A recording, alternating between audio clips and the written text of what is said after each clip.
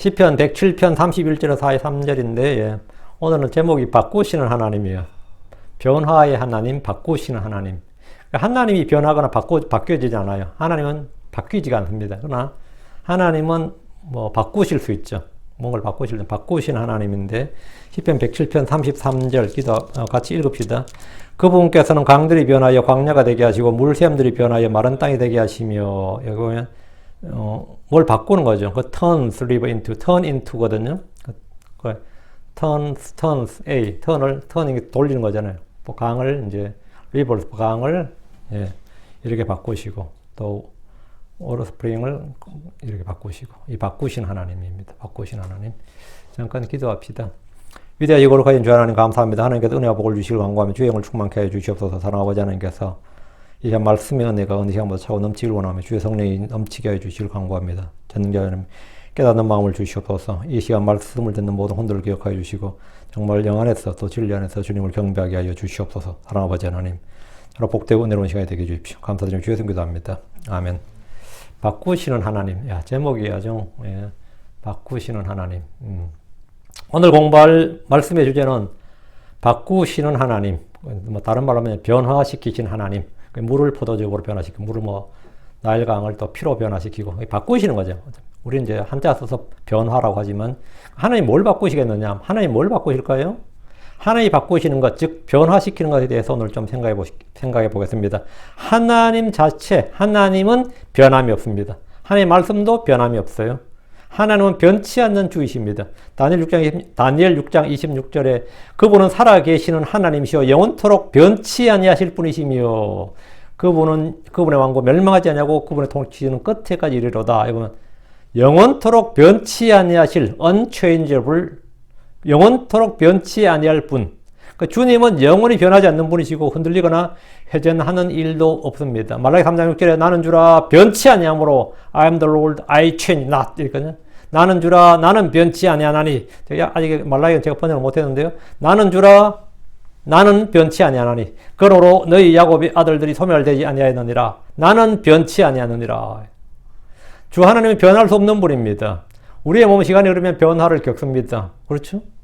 생각도 변하고 감정도 변하고 많은 게 변합니다. 또 몸이 가장 많이 변하죠. 늙고 병들고 다음에 죽습니다. 제가 학창시절에 배운 시조 중에 하나가 여러분 길제 시조 생각나실 겁니다. 500년 도읍지를 필마로 돌아다니 산천은 의구하되 인걸은 간데 없네. 다른 건 다 필요 없고 이거 말은 기억날 거예요. 산천은 의구하되 인걸은 간데 없네. 그죠? 어제 뭐 태평양이 꿈이런가 하노라 이랬는데 그 양반 이 시가 길제라는 사람 야은 길제가 쓴 시인데 고려의 수도였던 이 개성을 한번 돌아본 거예요. 시간이 지나서 벌써 한양으로 도읍을 옮겼는데 고려가 이제 개성이 텅텅 비어버렸죠. 한때는 왕도였는데 고려가 470년이었거든. 그 한 500년간 왕도였던 고려가 고려가 개성이 한번 돌아보니까 텅 빈 거예요. 그곳의 산과 강의 모습은 다 그대로인데 한때 같이 일했던 동료들은 보이지 않는 그런 아주 서글픈. 그리고 그때 이제 우리는 조선에 충상을 수업돼가지고 뭐 두문동에 들어간 사람도 있고 그러잖아요.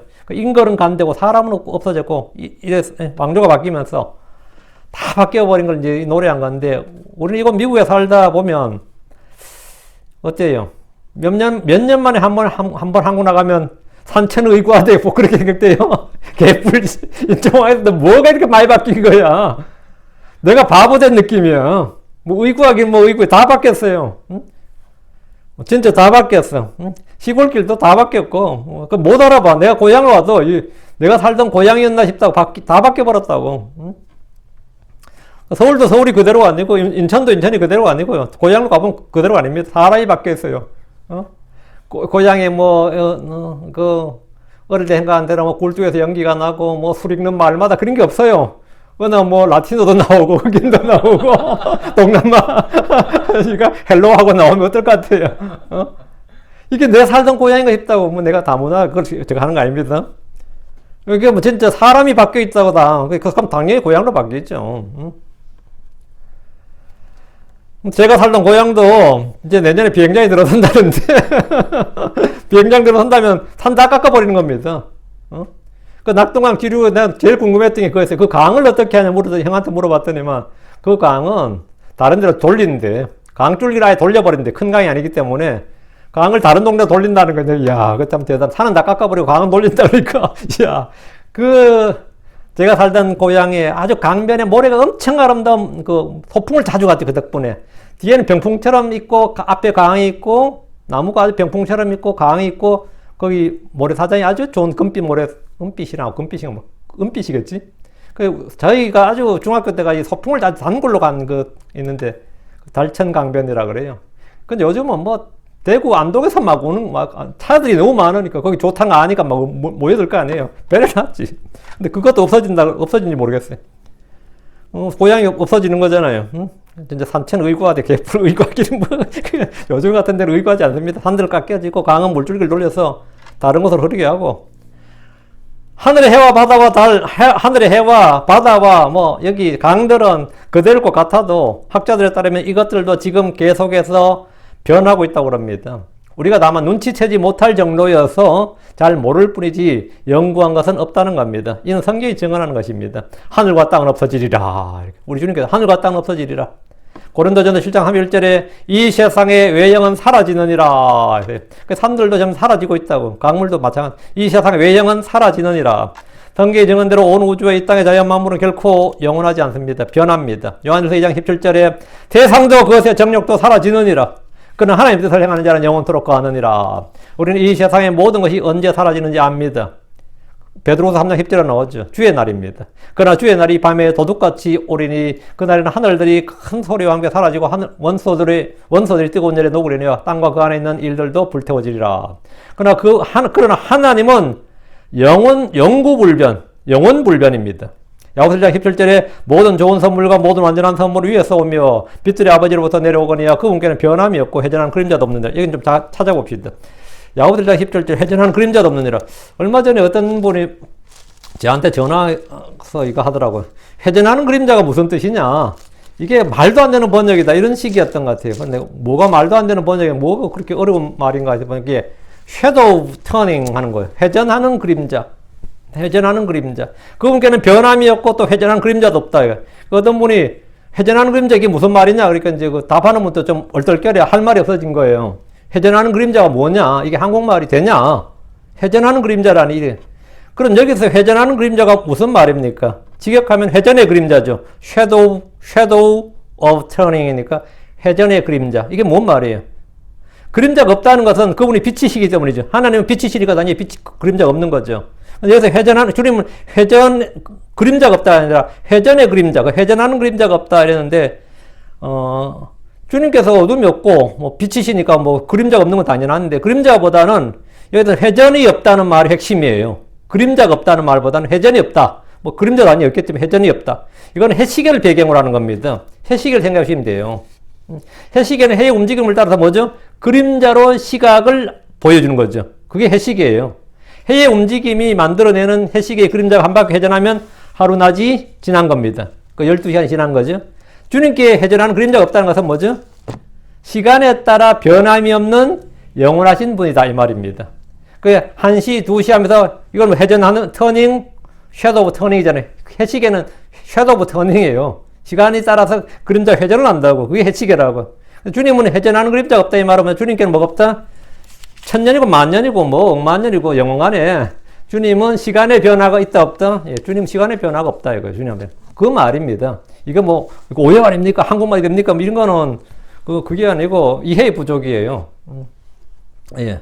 그림자가 없다는 것은 시간에 따라 주께서 회전하는 그림자가 없다 이 말은 시간에 따라 변함이 없는 영원하신 분이다 이 말입니다. 주님은 영원히 변함이 없으시지만 주님은 모든 것을 바꾸시고 변하게 하실 수 있습니다. 물을 피로 바꾸기도 하시고 물을 포도 음료로 바꾸기도 하시고 뭐 물을 쑥으로 독으로 바꾸기도 하십니다. 먹으면 다 죽는 쑥으로 바꾸기도 하시고 주님은 마른 광야를 연못이 되게 하시고 마른 땅을 물이 흐르는 샘이 되게 하십니다. 이게 바꾸시는 거죠. 주님은 광야를 에덴 같이 사막을 주의 동산같이 만드십니다. 이것도 바꾸신 거죠. 주님은 뭐다? 변화의 능력자시다. 주님은 모든 것이 가능한 전능자 하나님입니다. 사람도 그래요.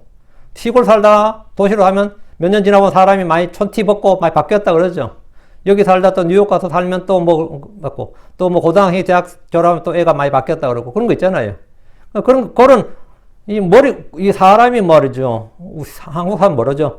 먹물이 좀 들어갔네. 그런 표현 쓰죠. 이 쪼다 같은 게 국영수가 좀 들어가더니 뭐 인간이 바뀌었는데 그런 거 있잖아. 우리 때는 국영수 들어가면 인간이 바뀐다 그래. 국영수가 들어가야 된다, 마음속에. 응? 응. 근데 하나님의 말씀이 우리 속에 들어오면 사람이 바뀌겠어요, 안 바뀌겠어요? 안 바뀌면 그게 이상한 거지. 응? 국영수가 들어가도 인간이 바뀌는데, 하나님 말씀이 들어갔는데 왜 안 바뀌겠어요? 응? 주님께서 이 사람을, 옛사람을 새사람으로 바꾸실 수 있습니다. 죽기 어려운 일은 없습니다. 주님은 모든 것이 가능한 전능자 하나님입니다. 죽은 자를 살릴 수 있습니다. 흙으로 된 우리 몸을 하늘에 속한 몸, 영적인 몸으로 주님은 바꾸실 수 있습니다. 우리는 변화라 그래요. 이걸 변화. 우리는 변화를 받아야 됩니다. 먼저 우리의 생각을 새롭게 함으로 변화를 받아야 됩니다. 새 사람 새로운 창조물로 변화를 받아야 됩니다. 바울은 주의 영을 받았을 때 다른 사람으로 변화를 받았습니다. 욥은 고난을 통해 변화를 받았습니다. 그리고 우리의 몸이 변화를 받아야 됩니다. 고린도전서 15장 52절에 보라 내가 너에게 한 가지 신비를 보이노니 우리가 다 잠자지 아니하고 마지막 나팔 소리가 날 때 눈 깜짝할 사이에 순식간에 다 변화되리라. 나팔 소리가 나면 죽은 자들이 석지 아니할 것을 일어나고 우리가 변화되리라. 우리가 변화되리라. 주께서 오실 때 그분의 나팔 소리에 우리는 모두 완전히 변화를 받게 될 겁니다. 사람의 아들에서 하나님의 아들로 변화가 됩니다. 몸이 말이에요. 죽지 않는 몸, 영광스러운 몸, 영적인 몸, 늙지 않고 병들지 않는 그런 몸을 입게 될 겁니다. 그날 우리는 주의 영광을 바라보며 그분과 같은 모습, 같은 형상으로 변화될 겁니다. 주님은 변하지 않지만 그분은 우리를 변화시켜 주십니다. 빌립보 3장 21절에 그분께서 모든 것을 자기에게 복종시킬 수 있는 그분께서 자기 복종시킬 때 사용하는 능력을 발휘하사 우리의 천한 몸을 변화시켜 자신의 영광스러운 몸과 같게 만드시리라. 그날에 하늘과 땅과 모든 창조물도 변화를 받습니다.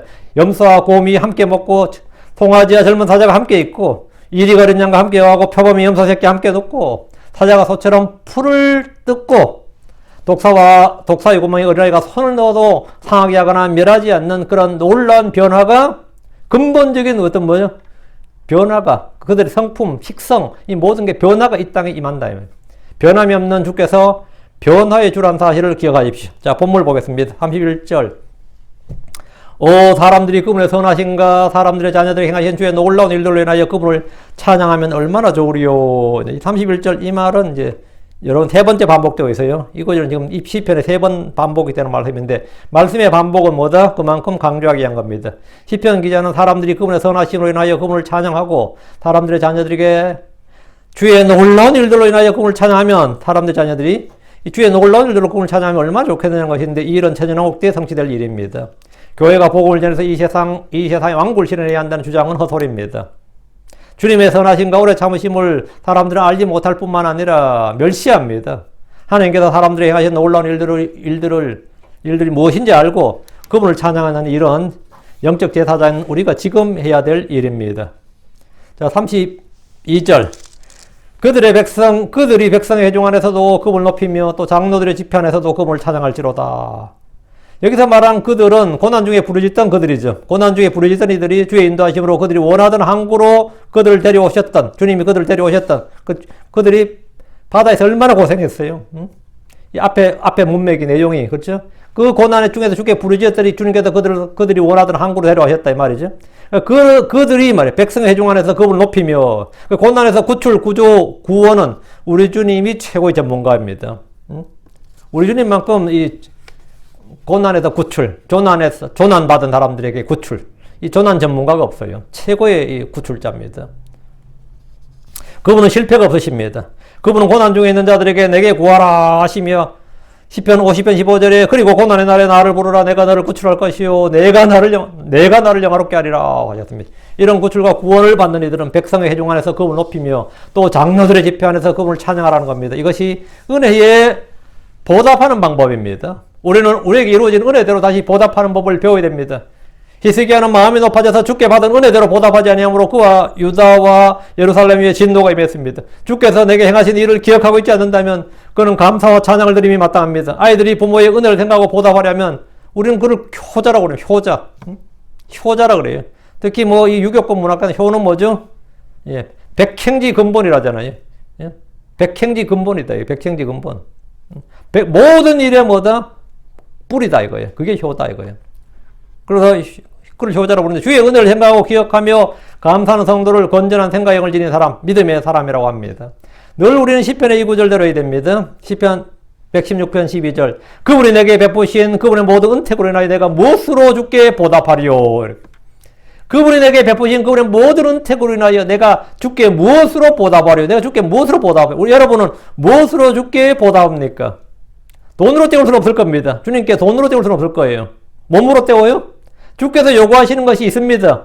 주님께서 내게 요구하시는 것이 있어요. 주님께서 이스라엘에게 요구하는 것이 있었습니다. 신명기 10장 12절에 이제 이스라엘아 주 내 하나님께서 내게 요구하시는 것이 무엇이냐? 오직 주 내 하나님을 두려워하여 그분의 모든 길로 걷고 그분을 사랑하며 또 내 마음을 다하고 혼을 다하여 주 내 하나님을 섬기라. 이게 뭐라고요? 주님이 요구하시는 겁니다. 주께서 우리에게 요구하시는 것을 보여주셨습니다. 미가서 6장 8절에 오 사람아 그분께서 무엇이 선한 것이니 내게 보이셨나니 주께서 내게 요구하시는 것은 오직 의롭게 행하고 금요를 사랑하며 겸손하게 내 하나님과 함께 걷는 것이 아니냐. 주께서 우리에게 요구하시는 것이기 때문에 우리는 이런 것들을 대충 넘길 수가 없습니다. 이것은 나라에서 의무를 부과하는 것보다 훨씬 더 강력한 것입니다. 그럼 우리는 주님께서 요구하신 이것으로 주의 은택에 보답, 무엇으로 보답하리요? 바로 이렇게 보답하는 거다 말이죠. 무엇으로 보답하느냐? 하나님을 두려워하고 그분의 길로 걷고 그분을 사랑하고 마음을 다하고 혼을 다해 주 내 하나님을 섬기고 의롭게 행하고 긍휼을 사랑하고 겸손하며 하나님과 함께 걷는 것. 이것이 바로 이 8가지가 주님이 우리에게 요구하는 거예요. 요구하는 거예요. 이것이 바로 하나님 은혜에 맞아 보답하는 길이다 이거예요. 33절. 그분께서는 강들을 광야로 바꾸시며 또 물샘들을 마른 땅이 되게 하시느니라.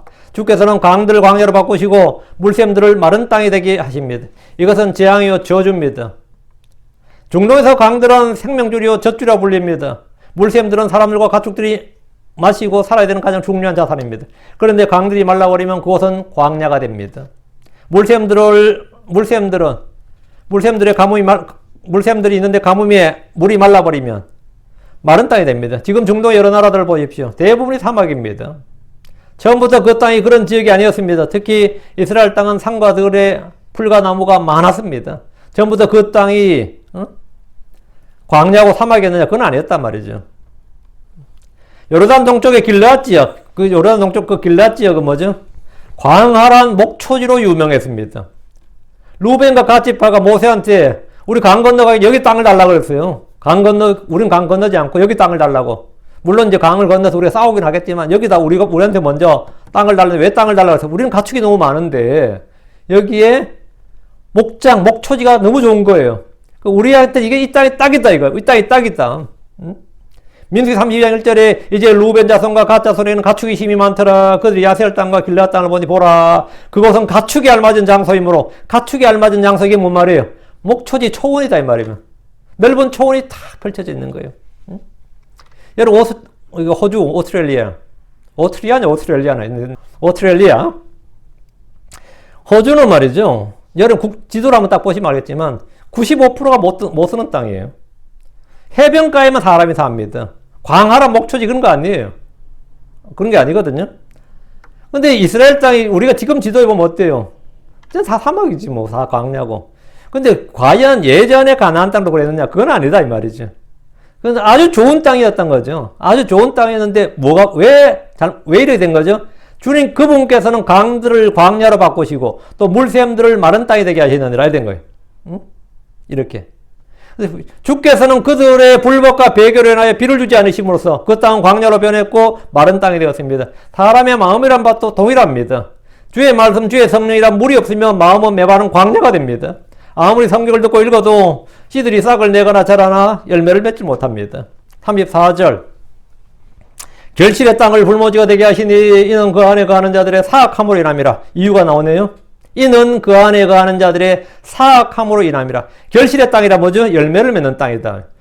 씨를 뿌리면 자라나서 열매를 맺는 땅이 결실의 땅이에요. 채소든 과일이든 한 열매를 맺는 땅이라고. 밀이든. 물이 없는 땅, 자갈이 많은 땅, 가시나 엉겅퀴가 있는 땅, 묵은 땅은 씨앗을 뿌려도 열매를 잘 맺지 못하는 땅입니다. 결실의 땅은 씨를 뿌리면 자라나서 열매를 맺는 좋은 땅을 말합니다. 근데 결실의 땅을 불모가 되게 하시니 이거 뭐죠? 심판, 저주, 재앙이죠. 주께서 비를 내리지 않으시면 아무리 좋은 땅이라도 불모지가 됩니다. 광야가 되고 사막이 되는 겁니다. 지금도 전 세계는 사막화가 급속히 진행되고 있습니다. 좋은 기술로 사막화가 축소돼서 사막이 점점 옥토로 변하는 게 아니고 점점 좋은 땅이 사막으로 변하고 이게 지금 문제예요. 사막은 지금 늘어나고 있다는 거지. 응? 그래가지고 뭐 100km씩 사막이 늘어난다 그러면 어떻게 된 거죠? 난감해지는 거죠. 이 사막이 늘어난다는 말은. 결실의 땅을 불모지가 되게 하시니 주께서 비를 내리지 않으시면 이래 되는 거죠. 신명기 11장 17절. 그리하면 주의 진노가 너희를 향해 타올라 그분께서 하늘을 닫아 비를 내리지 아니하시며 땅에 열매를 내지 아니하게 하심으로 너희가 주께서 너희에게 주시는 좋은 땅에서 끊어져 속히 멸망할까 염려하노라. 이사야 5장 6절. 내가 그것을 피폐하게 내버려 두리니 거기서 가지를 치거나 땅을 갈지 못하고 다만 거기서 찔레와 가시가 올라오리라. 내가 또한 구름들에게 명령하사 그것들이 그 위에 비를 내리지 못하게 하리라. 주님이 구름들에게 명령해서 비를 내리지 못하게 한다. 그러면 그 땅은 뭐가 되는 거죠? 예, 사막이 되는 거, 광야가 되는 겁니다. 결실의 땅이 불모지가 되는 것은 그들의 죄악과 불법으로 인합니다. 그 안에 거하는 자들, 그 안에 거하는 사람들의 사악함으로 인합니다. 이거예요. 본문에 이는 그 안에 거하는 자들의 사악함으로 인함이라. 주께서 땅을 불모지로 바꾼 이유. 지금 이스라엘 땅이 지금 저 모양, 저 꼴, 뭐 적과 꿀이 흐른 땅이 뭐 저 모양이냐 할 때 왜 저 모양? 처음부터 그런 땅이 아니고, 예. 훗날 그렇게 바뀐 건데, 만약에 하나님께서 이제 예를 들었어요. 그렇게 바꿔놓지 않으시면 어떻게 될 것 같아요? 이스라엘은 디아스포라가 되어버렸어. 남의 땅은 다 포로가 되고 그 땅이 텅텅 비었어요. 그 좋은 땅이. 근데 하나님이 그 땅을 불모지로 바꾸지 않으면 어떻게 되겠어요? 남들이 와서 살죠, 당연히. 근데 하나님께서 그 비를 내리지 않으시면 어때요? 아무도 못 살아. 그럼 이스라엘이 다시 돌아올 수 있어요, 없어요? 다시 돌아올 수 있는 거예요. 응? 그래서 다시 돌아올 수 있는, 남들이 그 땅을 차지하지 못하도록 주님께서 사막을 만들어 놓으신 거예요. 그건 하나님의 지혜예요, 사실은. 응? 또 한편으로는. 그래서 다시 그 땅을 차지할 수 있는데, 근데 우리가 돌아왔으니까 다시 좋은 땅 만들어주세요. 하려는데, 이게 뭔가 지금 문제가 터진 거예요. 35절. 그분께서 광야를 저수지로 또 마른 땅을 물샘들로 바꾸시는도다. 그럼 이렇게 되면 끝나는 거죠. 그분께서 광야를 저수지로.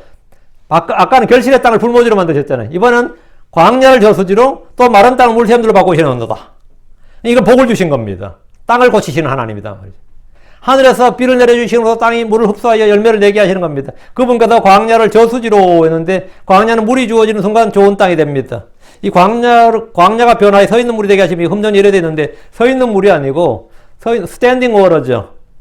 러닝 워터는 흐르는 물이에요. 수돗물 같은 거, 강물은 다 러닝 워터입니다. 근데 연못은 아니면 여러분이 싱크대에 있는 물 같은 거, 받아놓은 물 있죠.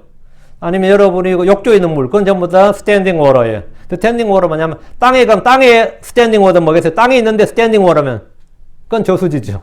연못이지. 땅에 있는 저수지는 연못입니다. 땅에서 러닝 워터는 강이에요. 예. 저수지로 이제 서 있는 물, 이거는 직역은 했는데 의미가 안 됩니다. 이건 연못 또는 저수지 이렇게 됩니다. 그냥 여기 사람 다 알아요. 그냥 금방 무슨 말인지. 근데 지금 이거는 아닌 것 같아요. 광야를 저수지로 이래 됩니다. 예. 됐고. 자, 이거 주님 주신 복인데, 레기 26장 4절에 내가 너에게 적당한 때에 비를 주리니 땅은 자기 소출을 내고 밭의 나무는 자기 열매를 맺을 것이요. 이랬거든요. 땅은 자기 소출을 내고 밭은 뭐라고? 예. 왜 이래 돼? 주님께서 적당한 때 비를 주신다잖아요. 비를 주신다. 이것이 주께서 주시는 복입니다. 이사야 3장 23절. 그리하면 그분께서 내가 땅에 뿌릴 내 씨에게 비를 주시며 땅에 소출인 빵을 주시니 그것이 기름지고 풍성하리라. 그날에 내 가축이 넓은 초자에서 먹고. 주께서는 땅을 고치시는 분입니다. 지금 캘리포니아에도 비가 적어서 늘 이제 해마다 문제도 원래 비가 유난히 많이 왔어요. 그나마. 근데 비가 이런 식으로 몇 년 계속 오면 어떻게 될 것 같아요? 캘리포니아 너무 살기 좋은 땅이 되겠죠? 정글이 된다 그래요. 캘리포니아는 금방 정글로 변해버린다 그래요. 이 정도하고 그쳐야지 이거보다 더 많이 계속 와버리면 또 난감해진다 이 말이죠. 응? 이거 워낙 땅이 좋아 여기가. 왜? 사람들이 땅이 좋다는 왜야? 농사를 못 지니까 지력이 뺏길 일이 없는 거죠. 응? 씨를 못 뿌리고 못 가니까. 그래서 여러분 샌프란시스코 올라가다 한번 보세요. 몇 시간 달려도 농장이 있잖아, 좌우로. 응? 이 캘리포니아가, 그러니까, 중부의 대평화선은 어떻게 했어요? 이제 헬기 타고 가야지. 응? 농장을 헬기 타고 가야 된다, 이쪽에서 저쪽 가려면. 그래, 풍성하죠, 당연히. 근데 그날에 내가 죽은, 이사야 3장 2, 3절. 그리하면 그분께서 내가 땅에 뿌릴 내 씨에게 비를 주시며 땅에 소출인 빵을 주시리니 그것이 기름지고 풍성하리라. 그날에 내가 죽인 넓은 초장에서 먹고 주께서는 땅을 고치셔서 이렇게 한다. 근데 이 구절은 뭐 주의 재림 때 성취될 말씀들이 다 주의 재림 때 문자로 성취될 말씀이라고. 이사야 35장 1절 광야 적막한 곳이 그것들로 인해 기뻐할 것이요 또 사막이 즐거워하고 장미같이 피리라. 이스라엘은 대환란이 지나서 그들의 땅으로 돌아왔을 때 그 적막한 땅에 사는 게 아니고 그들의 땅이 고쳐지고 변한 것을 보게 될 겁니다. 이사야 55장 13절에 전나무가 가시나무를 대신하여 나고 은매한 나무가 찔레를 대신하여 나리니 그것이 주를 위하여 한 이름이 되며 끊어지지 아니할 영존하는 표적이 되리라. 이 기록은 상징이나 비유가 아니라 문자 그대로 역사에서 성취될 예언의 말씀입니다. 주님께서 그들의 땅을 바꾸어 주신다. 바꾸시는 하나님이다. 이 말씀을 영적으로 이제 우리에게 적용하면 요한복음 4장의 사마리아에 수가라는 곳에 물을 길러온 한 여인에게 이 기록을 적용할 수 있습니다. 그녀 남편이 5이나 있었고 지금 있는 남편도 그녀의 남편도 남편이 아니라고 동거인이었던 거죠. 주님은 그녀가 물을 길러오지만 이 물을 마시는 자는 다시 목마를 뿐이요 주님이 주시는 물을 마셔야 한다고 하셨습니다. 주님이 주시는 물은 육신의 갈증이 아니라 혼의 갈증, 마음의 갈증을 해결해주는 물입니다. 요한복음 4장 14절에 누구든지 내가 줄 물을 마시는 자는 결코 목마르지 아니하리니 내가 줄 물은 그 사람 속에서 솟아나는 우물이 되어 영존한 생명에 이르게 하리라. 내가 줄 물은 그 사람 속에서 우물이 된다. 내가 줄 물은 그 사람 속에서 밖에서 찾을 수 있는 게 아닙니다. 그 사람 속에서 우물이 된다. 그녀는 예수님이 그리스도인 것을 알자 곧바로 마을로 들어가서 주 예수를 선포했습니다. 그녀는 주님이 주시는 생수를 얻은 겁니다. 그럼 이 물을 마시려면 주님이 주시는 물을 마시려면 어떻게 무엇을 해야 됩니까? 굉장히 간단합니다. 주 예수 그리스도를 믿으면 됩니다. 주 예수님을 믿으면 그는 주께서 주시는 생수를 얻고 그 사람 속에는 솟아난 우물이 있고 그 배에서는 생수의 강들이 흘러납니다. 34절은 재앙으로 좋은 땅이 나쁘게 바뀐 것이고 35절은 주의 복으로 나쁜 땅이 좋은 땅으로 바뀐 겁니다. 사람 누구든지 주를 믿으면 그날부터 그 속에 물이 부족한 일이 없습니다. 주를 믿을 때 물 있는 강가에 심긴 나무같이 가뭄이 와도 해를 입지 않고 열매를 맺게 됩니다. 여러분이 엄청나게 뭔가에 갈증을 느낀다면 예수를 믿으면 됩니다. 36절입니다. 36절. 그리고 거기에 그분께서 줄인 자들을 거하게 하사 그들이 거주할 도시를 마련하게 하시며 거기에 주님께서 땅을 바꿔주셨죠. 지금 35절에 광야를 저수지로 마른 땅 물샘으로 바꾸셨다잖아요. 거기에 그분께서 줄인 자들 거하게 하사. 왜 줄인 자들 거하게 하시는 거예요? 주께서 물이 있게 하신 땅, 고쳐주신 땅, 강들이 흐르는 그 땅에 줄인 자들을 거하게 하신다 이랬습니다. 이게 뭔 말이에요? 빈민촌을 만든다는 거예요? 응? 저소득층 빈민촌을 만든다는 말입니까? 그건 알겠죠. 그리고 그분께서 줄인 자들을 거하게 하사 이 말씀은 주의 날 짐승의 표를 받지 않고 그 형상에게 경배하지 않았던 자들로서 끝까지 견딘 자들이고 남은 자들이고 이긴 자들이고 이스라엘을 선대한 민족들입니다. 그 사람들이 이들은 대환란 기간 동안 줄이고 헐벗었습니다. 그날의 부자들은 모두 짐승 형상에게 절하고 그에게 경배한 자들입니다. 주 예수 그리스도는 주 예수 그리스도의 믿음과 하나님의 명령들을 지킨 자들은 결코 주의 날에 부자가 될 수가 없습니다. 주께서 줄인 자들을 거하게 하신다는 것은 이들이 믿음을 지키고 하나님의 명령들을 지킨 자들로서 끝까지 견디고 이기고 소수의 남은 자들, 그래서 왕국의 상속자들이 되었기 때문입니다. 주께서 줄인 자들을 거하게 하신다는 것은 바로 그들이다. 그들 누구요? 끝까지 견딘 자들, 이긴 자들, 남은 자들, 왕국의 상속자들이다. 그들은 하나님 예비하신 왕국으로 들어가라는 주의 판결을 받고 주님이 회복해 주신 그 땅에 거하게 됩니다. 주께서는 그들에게 땅을 주실 겁니다. 그들이 거주할 도시를 마련하게 해 주십니다. 땅을 주신다. 다시 땅이 분배되는 거죠. 37절. 그리고 들에 씨를 뿌리며 또 포도를 만들어 그것이 풍성한 열매를 내게 하시나이다. 그 땅이 이제 결실의 땅이 된 거죠. 다시 결실의 땅이 된 거예요. 광야나 사막에 씨를 뿌린 자는 없습니다. 뿌려봐야 아무 소용이 없어요. 거기에 씨를 뿌리면 아무것도 나지 않고 새들이 와서 먹어버릴 뿐입니다. 그러나 그날에 주님이 물을 주시면 그 땅은 30배, 60배, 100배의 열매를 맺는 땅이 될 겁니다. 그 땅이 얼마나 소출을 많이 내는지는 아모스 9장 13절에 나옵니다. 주가 말하노라 보라 날들이 이르리니 쟁기질하는 자는 곡식 거두는 자를 따라잡고 포도를 밟는 자는 씨 뿌린 자를 따라잡으며 산들은 단 포도주를 흘리고 모든 작은 산들은 노구리라. 여기 뭐 엄청난 말이 나와요. 쟁기질하는 자는 곡식 거두는 자를 따라잡고 포도를 밟는 자는 씨 뿌린 자를 따라잡으며, 이 말이 뭐예요? 씨 뿌린과 수확이 뭐라고요? 연속적으로 이어진다 이 말이에요. 농한기라는 게 없다 이거. 겨울철이라서 농한기는 게 없다 이거예요. 지금의 자연 환경과 달리 해가 7배나 빛나고 땅이 엄청난 지력을 갖기 때문에 따로 비료를 사용하지 않아도, 또 병충해나 이런 게 없기 때문에 따로 농약을 사용하지 않아도 곧바로 열매를 맺고 수확하면 다시 열매를 맺고 씨를 뿌리면 또 거두는 그런 땅이 될 것이다 이 말입니다. 1년에 4모작이 아니라 6모작, 7모작이 가능할지 모릅니다. 그날에는 아무도 양식에 걱정이 없을 겁니다. 인류의 가장 큰 문제였던 식량 문제가 완전히 해결됩니다. 식량 문제가 해결되면 뭐가 해결되죠? 대부분의 범죄가 해결돼요. 실제로. 그리고 대부분의 그 질병도 해결됩니다. 한 해의 풍년이 한번 들면 그게 병원 100개 세우는 것보다 낫다 그 말이 있어요. 예. 가난하면 생기는 모든 병들이 잘 먹으면 안 생긴다 이 말이죠. 그리고 부자가 되고 먹을 게 서로가 많으면 다 곳간에서 인심 난다고 사람들 다 여유가 생기고 또 죄를 많이 짓겠지. 지금은 그래. 하여튼 이 식량 문제 완전히 해결되면 사실은 다 먹고 살자고 싸우는 건데요. 뭐 그런 건 해결되는 거죠. 완전히 근본 문제 사실 해결되는 겁니다. 식량 문제 해결한 것은 인류의 근원적인 문제가 사실 해결되는 것 같아요. 물론 몸의 질병 문제나 장애인이나 노약자 문제도 그날에는 뭐 완전히 해결됩니다. 종교적 갈등이나 전쟁이나 사회적 갈등도 완전히 해결됩니다. 주께서 의로 통치하시는 진정한 왕도 정치, 뭐 공자 명자 그렇게 왕도 정치 뭐 이야기했는데 진정한 왕도 정치는 주님이 왕이 되셨어. 주님이 그 왕도였잖아요. 왕도가 뭐예요? 왕이신 분이 길이신 주님이 사실인 게 왕도 정치예요. 플라토가 말한 철인 정치라죠. 그 철인이 누구예요? 그게 철학할 때 철이거든요. 명철할 때 철이라고. 철인. 그 명철한 사람. 그 누구죠? 깨닫는 사람. 주님이지. 주님이 진짜 철인이라고. 주님이 성인이고 현인이고 철인이에요. 그 주님 철인 정치가 그날에 이루어진다고.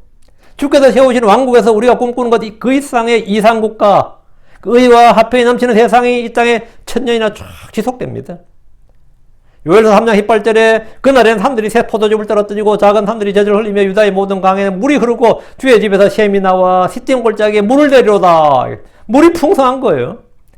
들의 씨를 뿌리며 포도를 만들어 그것이 풍성한 열매를 내게 하신다는 것은 하늘의 왕국에서 문자 그대로 성취될 위대한 예언의 말씀입니다. 위대한 예언의 말씀이 38절입니다. 그분께서 그들에게도 복을 주사 그들이 크게 불어나게 하시며 또 그들의 가축이 감사하는 걸 허락하지 아니하셨나이다. 그분께서 그들에게도 복을 주사 하나님께서 그 땅에 거하게 하시는 백성들에게 복을 주었다 이거예요. 그들에게도 복을 주었다. 땅에만 복을 주신 게 아니에요. 그 사람들에게 복을 주신 거예요. 땅에 복을 주어서 풍성한 열매를 맺게 하셨이 그 땅에 거하는 주님께서 거하게 하신 그 사람들에게 그 백성들에게 복을 주어서 그들이 크게 번성하게 하십니다. 이것은 모두 예언의 말씀입니다. 하늘의 왕국에서 인구 증가는 비교할 수 없을 겁니다. 지금은 사람들이 피임을 하고 낙태를 하고 한두 명의 아이를 낳는 그런 부부가 대부분입니다. 그 셋만 낳았다도 아이고 다 복하시네요. 넷 낳았다 그러면 난감해고 전부 다시 한번 쳐다봐. 내가 애 넷이라 그러면 막 다시 쳐다봐요. 그건 다 놀라는 실정이에요. 야곱은 아들이 12명이었습니다. 이세 아들이 8명이었습니다. 그날엔 사람들이 크게 불어날 겁니다. 인구 증가의 속도가 기하급수적일 겁니다. 하나님께서 다산하고 번성하라고 하신 대로 사람들은 자식을 걱정 없이 낳을 수 있는 좋은 환경에 양식 걱정이나 전쟁 걱정이나 질병이나 뭐 이런 걱정 전혀 없이 살게 됩니다. 땅이 회복되었다는 말은 여자들에게 늘어난 후퇴하는 고통도 줄어들거나 없어질 것임을 말해줍니다. 애 낳는데 전혀 지금처럼 뭐 중리사니하고 소리 지르고 이런 거 없다 이 말입니다. 고통 없애준다고 약 맞을 필요도 없고 주사 맞을 필요도 없고 자식들은 태열매고 복입니다. 지금 이 세상에는 자식들이 짐이 될 때가 많지만 그날에는 자식들이 많은 것은 나무 열매가 많은 것처럼 복된 일이 됩니다. 38절에 또 그들의 가축이 감사하는 걸 허락하지 아니하였나이다. 이 말은 뭐예요? 하늘의 왕국에서 사람들은 도둑이나 강도 위험이 없고 서로 속고 속이는 일이 없고 전쟁이 없습니다. 자기가 일한 것을 빼앗길 일도 없습니다. 가축들이 전염병으로 죽거나 이런저런 이유로 빼앗길 일도 없습니다. 그들의 가축이 감사하는 걸 허락하지 아니하였나이다. 이 말은 빈곤이 없어졌다 이 말입니다. 내 재산이 축소되는 일이 없다는 겁니다. 내 집의 재산이 가산이 소출이 줄어드는 일이 없다고. 이야 엄청나죠. 줄어드는 일이 없다 이거예요. 가축이 줄어들지 않는다는 말은 경제적으로 수입이 줄어드는 일이 없다는 겁니다. 새끼들이 태어나면 그만큼 더 부자가 됩니다. 하늘의 왕국에서는 허약한 자, 빈곤한 자가 없습니다. 모두 예언의 말씀입니다. 출애굽한 이스라엘도 가나안 땅에서 주의 복을 지키고 주의 음성에 순종했다면 복을 받고 그들의 인구는 엄청나게 불어났을 겁니다. 그들의 가축이 감사하는 일도 없었고 밭의 열매가 줄어드는 일도 당연히 없었을 겁니다. 그러나 그들의 타락과 음행과 살인과 폭력과 강도질과 같은 각종 불법으로 그들은 거의 소멸될 정도로 그 수가 줄어들었고 지금 전 세계 유대인은 1000만이 조금 넘는 수가 고작입니다. 여기가 인터넷 찾아보니까 뭐 통계가 다 달랐는데 대략 한 1500만 명 약간 덜 되더라고요. 지금 유대인들. 근데 그게 전체가 다 진짜 유대인인지 또 몰라요. 한 명이라도 늘리려고 막 통계 집어넣은 거예요, 그게 또. 그래서 가장 이제 일반적인 보통 사람들의 저거 인구조사에서는 보통 전 세계 유대인 1200만 명일 것이다, 이 정도로 보더라고요. 39절. 다시 그들은 학대와 고난과 슬픔을 통해 감사하였고 비천하게 되었도다. 이스라엘 인구는 요즘처럼 인구 조절이나 산화 제한이나 피임이나 낙태 등으로 줄어든 것이 아니라 그들의 죄와 불법으로 인해 줄어든 겁니다. 지금 유대인들은 그들의 수가 너무 줄어서 부모들이 모두 유대인이 아니라 어머님만 유대인이면 그냥 무조건 유대인이다, 이거. 유대교로 개종한 사람은 유대인이다, 이런 식입니다. 그렇게 계수해도 많지 않습니다. 로마서 2장 28절에 이는 겉으로 유대인이 아니요 겉으로 육체 행하는 할례가 그 할례가 아니기 때문이라 했습니다. 그리고 로마서 9장 7절에 또한 그들이 아브라함의 씨라고 해서 다 아이들은 아니기 때문이라, 이렇게. 유대인들의 인구 감소는 그들의 땅과 그들의 국가가 없이 오랫동안 핍박을 당하며 살았기 때문에 필연적으로 일어날 수밖에 없었습니다. 지금 이스라엘 인구수는 1000만 명, 이스라엘 내의 인구수는 1000만 명이 안 됩니다. 지금 현재 이스라엘 땅에. 전 세계에 흩어져 있는 유대인들 다 합치면 134개국에 1400만 명 정도가 사는데 그 중에 미국에 580만 명이 살아요. 이 미국 땅에 유대인이 580만 명이 산다고. 미국 유대인이 얼마나 본토 인구의 절반 이상이 미국에 산다고. 여러분 여기 멕시코도 마찬가지. 멕시코 시티에 사는 멕시코 시티 제일 큰 도시예요. 그 제1의 도시고 한국이면 서울이죠. 그 멕시코인들이 제일 두 번째로 많이 사는 도시가 어딜 같아요? LA입니다. 전 세계 멕시코 인구 1위가 멕시코 시티, 2위가 LA, 3위가 다시 멕시코 옛날 수도. 이런 식이에요. 이게 얼마나 많은지 알겠죠? 예. 그러니까요, 이런 유대인들의 수가 말이에요. 대환란을 겪으면서 엄청나게 줄어들 겁니다. 대환란을 겪으면서 엄청나게 줄어들 거예요.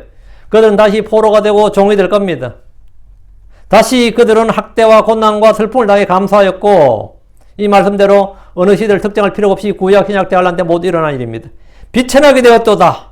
이 비천하게 되었도다, 이 말하면 유대인들이 존중받는 때, 유대인들이 그 존경받고 존중받는 때, 높임을 받는 때, 한때가 있었죠. 다윗과 솔로몬 시대죠. 그리고 지금 한국 사람들이 유난히 유대인들을 많이 존중해요. 한국은 반유대인 감정이 없는 나라입니다. 전 세계에서 반유대인 감정이 없는 나라가 별로 없습니다. 그 중에 하나가 한국이에요. 한국은 또 한국의 기독교인들은 그냥 무작정 유대인 하면 무조건 존경해요. 아주 놀라운 일이지. 그런데 지금 비천하게 되었다, 이 말은 존중받지도 못하고 높임을 받지도 못한다, 이거. 그렇다고 평범한 사람으로 같이 인정하면 그것도 아니에요. 이집트에서, 바벨론에서, 로마에서 그들은 극도로 낮아졌고 중세와 근세 유럽에서 유대인들은 인간 이하의 취급을 받았습니다. 특히 독일에서, 이탈리아에서 어때요? 진짜 인간 이하의 취급을 받았지. 비천하게 되었다고. 대환란 때는 이보다 더 비천하게 될 겁니다. 이유는 간단합니다. 34절에서 이미 말씀했습니다. 이는 그 안에 거하는 자들의 사악함으로 인함이라. 다른 이유가 없습니다. 다른 이유가 없어요. 의는 한 민족을 높이지만 죄는 어느 백성에게나 수치거리가 되고 그들을 낮추고 비천하게 만듭니다. 잠언 14장 34절에 의는 한 민족을 높이거니와 죄는 어느 백성에게나 수치거리가 되느니라. 의는 한 민족을 높이거니와 죄는 어느 백성에게나 수치거리가 되느니라. 40절입니다. 그분께서 통치자들 위에 모욕을 쏟아부으시며 또 그들을 광야에서 방하게 하시니 거기에는 길이 없나이다. 출애굽 때부터 가나안에 이르기까지 광야에서는 주께서 그들을 인도하셨습니다. 주님은 그들 가운데 거하시면서 그들을 가르치시고 지키셨습니다. 그런데 그들이 주와 그를 버렸을 때 주님은 더 이상 그들과 함께 계시지 않으셨습니다. 그분께서 통치자들 위에 모욕을 쏟아부으시며, 이 말씀은 왕국의 멸망을 말합니다. 유다의 유다의 왕과 왕족들, 그리고 유다의 통치자들, 귀족들은 바빌론의 포로로 잡혀가서 뭐 해야 됐죠? 내시가 되었습니다. 내시가 되었어요. 통치자들 위해 모욕을 쏟아부으시며, 이 말은 뭐냐? 이방 땅에 가서 내시가 된다, 이거예요. 히스기야 왕이 아시리아를 물리셨다고 기뻐했지만 그는 주님의 은혜대로 보답하지 않았습니다. 그때 주께서 말씀하시기를, 이사야 39장 7절, 또 그들이 내게서 나올 내 아들들고 내가 낳을 아들들 중에서 빼앗아가리니 그들이 바빌론 왕의 궁궐에서 내시가 되리라. 이렇게 내시가 된 사람들이 누구예요? 응? 다니엘 같은 사람이에요. 이 말씀대로 유대의 통치자들은 죽임을 당하거나 포로가 되거나 왕족들 중에 잘난 아이들, 아주 잘나고 인물도 좋고 좀 똑똑하고 이런 사람들은 잡혀가서 내시가 되었는데, 그들 중 하나가 다니엘, 하나냐, 미사엘, 아사라. 모르드게도 내시였고 느헤미야도 내시였습니다. 포로로 잡혀간 유대인들은 바벨론에서 모두 이런 수치와 멸시를 받았습니다. 이는 패전국 포로들이 감수해야 될 부분이었습니다. 그들은 70년의 포로 생활 동안 이 모든 일이 주와 율법을 버린 것 때문에 일어난 일을 그들은 이 포로 생활하면서 철저하게 배웠습니다. 또 그들을 광야에서 방하게 하신 이것은 역사적 사실이며 또한 예언적 사실입니다. 본문에서 예언이에요. 광야에서 방황했다고 하면 출애굽 후 40년 동안을 말한 것이고요. 이건 역사적 사건이죠. 거기에는 길이 없나이다. 광야는 사람들이 다니는 도로가 없습니다. 거기에는 사람들이 다니지 않기 때문입니다. 이스라엘은 주의 구름 기둥을 따라서 광야를 통과했습니다. 주의 날 그들은 칼을 피해 다시 광야로 도망가게 될 겁니다. 그들은 이전에 그랬던 것처럼 광야에서 다시 만나를 먹게 될 것이고 주를 찾게 될 겁니다. 광야에서 만나를 먹었던 백성들처럼 대환란에서 이기는 자들에게 주께서 만나를 주어서 먹게 하신다 했습니다. 계시록 2장 17절에 이기는 자에게는 내가 감추어준 만나를 주어 먹게 하고 했는데 용과 짐승을 피해 광야로 도망친 이스라엘을 하나님께서 42달 동안 부양하신다. 그들이 먹는 음식이 만납니다. 이전에 이스라엘이 광야에서 방황했던 것처럼 다시 그들의 광야 생활이 있을 것이다. 이 사실을 보여주는 겁니다. 근데 이거는 오늘날 교회에서는 거의 가르치지 않는 진리입니다. 41절 그럼에도 가난한 자는 고난에서 건져 높이 드시며 또 그를 양떼같이 가족들을 만드시느니라. 이 말씀은 앞에서 언급된 광야가 출애굽의 광야가 아니라 대환란 때의 광야라는 사실을 입증해 줍니다. 그럼에도 가난한 자는 했죠. 여기서 말하는 가난한 자는 구약의 가난한 자가 아니에요. 출애굽 때 가난한 자가 아닙니다. 구약에서 주의 백성은 땅의 복이 약속되어 있었습니다. 주님은 그들에게 빵을 주셨고 다산과 건강과 장수의 복을 주셨습니다. 전쟁에서 승리를 약속하셨어요. 주의 법을 지키는 자들은 부자가 되고 형통하게 되었습니다. 신약에서는 하늘에 속한 모든 영적인 복이 성도로 약속되었습니다. 본문이 말한 가난한 자는 대환란 때 이기는 자들, 남은 자들에 대한 겁니다. 그들은 모두 가난한 자들입니다. 100% 가난하고 헐벗은 자예요. 그들은 시장에서 매매조차 할 수 없고 광야의 칼로 인하여 생명의 위협을 무릅써야 빵을 얻습니다. 그럼에도 가난한 자는 고난에서 건져 높이 드시고 이 말씀은 그들을 구출하셔서 왕국으로 들어가게 하시고 그들의 수고에 대해서 보상을 주신다는 말씀입니다. 양떼같이 가족들로 만드시느니라. 이 말은 양떼같이 가족들로 만드신다. 양떼는 한 마리가 아니라 무리들로 모여서 먹고 자고 생활합니다. 그래 그 가난한 자 왕국에 들어가면 그들은 가정을 이루고 얼마나 불어나 양떼같이 불어난다는 거예요. 이거는 욥을 생각하면 간단하죠. 욥이 환난 통과했을 때 어땠어요? 다시 아들 딸들 다 그리고 재산도 다 2배로 불어났단 말이죠. 양떼같이 가족들로 만드시느니라. 양떼같이. 가난한 자가 고난에서 구출받으면 높이 되는 것은 상급과 보상에 대한 것입니다. 또 그를 양떼같이 가족들로 만드신다. 이 말씀은 주의 백성들로 가족이 이루어진다. 이 말씀은 마태복음 19장 29절의 성취입니다. 마태복음 19장 29절에 또 내 이름으로 인해 집이나 형제나 자매나 아버지나 어머니나 아내나 자녀나 토지를 버린 모든 자는 100배를 받고 또 영존한 생명을 상속받으리라 했죠.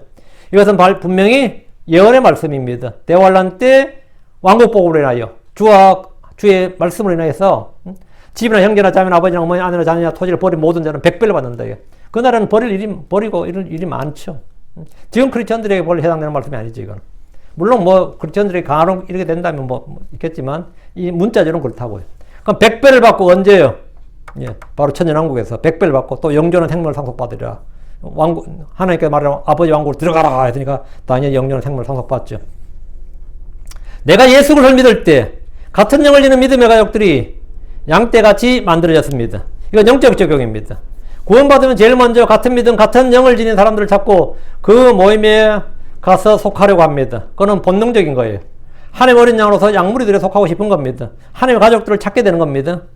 그래서 내가 어떤 믿음을 갖게 되면 그런 모임이 어디 있습니까? 그런 믿음을 가진 그런 교회가 어디 있습니까? 이것부터 묻게 되는 겁니다. 그건 다 당연한 거지. 제가 예수 믿지만 꼭 교회 가야 돼요. 그런 사람은 그 구원부터 좀 의심해 봐야 돼요. 그럴 수가 없어요. 내가 예수 믿지만 내가 킹제임 성경을 알게 됐어. 그런 믿음을 가진 교회가 어디 있습니까? 이렇게 묻지. 그냥 당연히 장로교회 가서 감리교회 가서 아무교회 가서 앉아있지 않습니다. 당연한 거지.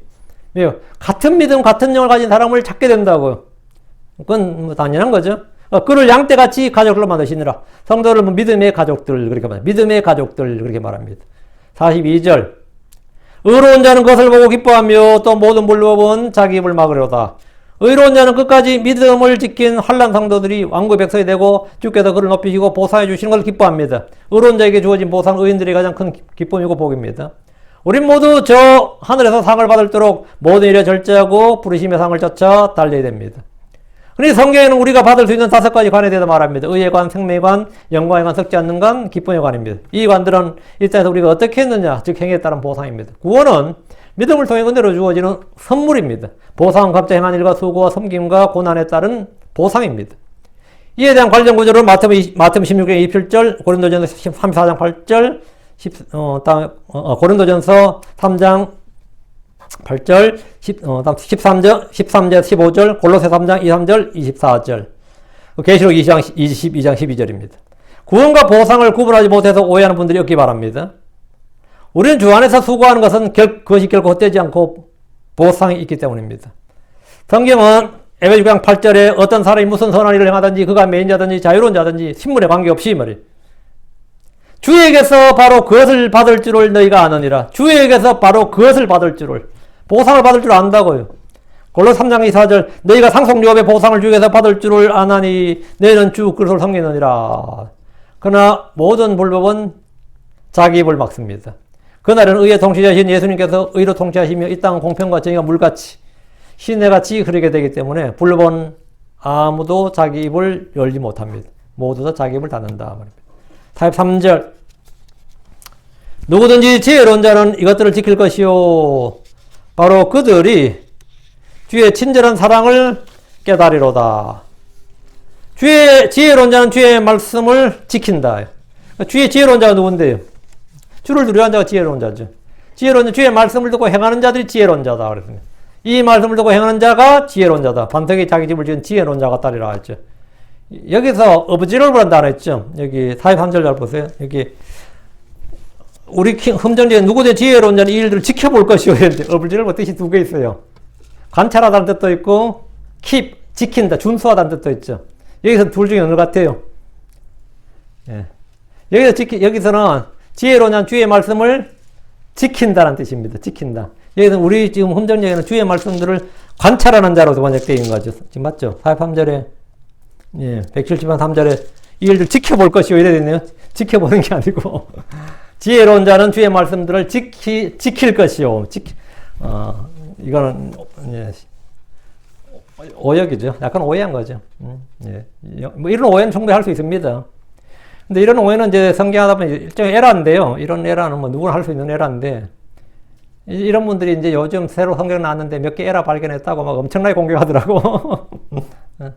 진짜 제가 보던 에러인데 타이프 에러도 있고 약간 에러인데 엄청나게 막 중학생들 쉽게 번역했다는 뭐 이런 말도 하고 네, 그거는 진짜 자기 얼굴 침뱉는 행위입니다. 흠정리나 한킹에 그런 에러가 없어서 다 입 닫고 있는 거 아니에요. 똑같은 에러가 많이 있습니다. 근데 그렇게 아무 덕이 되지 않기 때문에 가만히 있고 하는 거지. 저는 가끔 이야기해요. 근데 그건 저도 강단에서 설교 시간에 이야기하는 건 제가 말씀을 다르게 가르칠 수가 없기 때문에 어쩔 수 없이 하는 거지. 비난하려고 그렇게 하는 건 아니에요. 아니면 제가 뭐 저희 홈페이지나 페이스북에 막 아예 따로 흠정력 오해가 란 하나 만들어 놓고 올릴 수 있지. 근데 저는 그런 짓 안 하잖아요. 못 발견해서 안 하는 거 아닙니다. 예. 그런 짓 하지 말라고. 그거는 아무런 의미가 없어요. 여기서 observe라는 단어예요. 이거는 지키다, 준수하다는 의미로 관찰하다, 주목하다, 본다는 뜻이 아닙니다. 개역에도 흠정력에도 표준역에도 전부 다 지켜볼 것이어야 되고 오역입니다. 이런 단어의 뜻은 사전을 통해서 파악하는 것이 아니고 성경 자체의 뜻에서 파악해야 됩니다. 신명기 4장 6절 관련 구절이 있어요. 그러므로 그것들을 지키고 행하라. 이것이 민족들의 눈앞에서 너희의 지혜요 너희의 명철이니라. 그 민족들이 이 모든 법규를 듣고 이르길 이 큰 민족은 참으로 지혜와 명철이 있는 백성이로다. 지혜와 명철은 뭐가 관계 있어요? 지키고 행하라. 우리 주님의 말씀에서도 뭐라고요? 지키고 행하는 자가 지혜로운 자다. 여기서 지혜로운 자는 뭐다고? 지키는 자다 이 말입니다. 주의 명령 주의 법을 지키는 자를 지혜로운 자라 그럽니다. 관찰하는 자가 지혜로운 자가 아니고 지키는 자가 지혜로운 자예요. 본문에서 누구든지 지혜로운 자는 주의 말씀을 뭐한다? 예, 지켜보는 자가 아니라 주의 말씀을 지킬 것이다. 행할 것이다. 이 말입니다. 그건 잠언 28장 7절에도 누구든지 법을 지키는 자는 지혜로운 아들이니라.